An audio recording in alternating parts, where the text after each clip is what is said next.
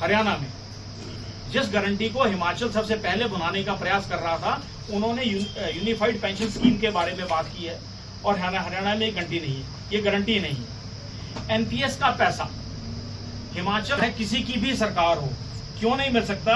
क्योंकि pension fund regulatory development authority, जिसे PFRDA के नाम से जो संस्था बनाई गई है, जो कंपनी बनाई गई है, उस कंपनी के हेड में ये पैसा जाता है और ये कंपनी लोकसभा राज्यसभा द्वारा पारित कानून के बाद बनी है और हिमाचल प्रदेश की विधानसभा है।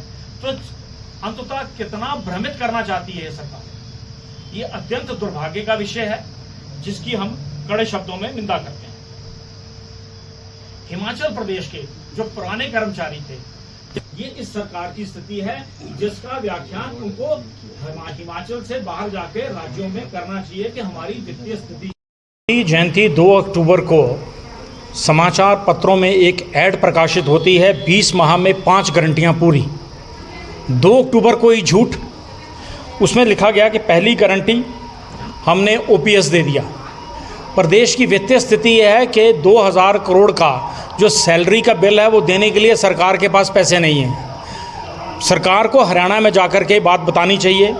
1500 की गारंटी की स्थिति ये है कि 3 बार सत्यापित हो गई, पहले दिसंबर में, फिर लोकसभा में, अब पंचायतों में स्थापित होने जा रही है।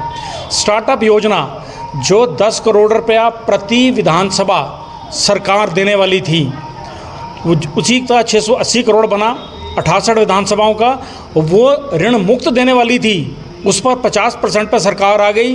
एक और झूठ बोला गया। सरकार हर झूठ पे झूठ बोलती जा रही है। जहाँ पर प्रश्न आता है इलेक्ट्रिकल ई व्हीकल चार्जिंग का, अरे कहाँ ई व्हीकल चार्जिंग पोर्ट्स लगे हैं? कौन से मिनिस्ट्री ऑफ पेट्रोलियम के ऊपर इन्होंने या किसी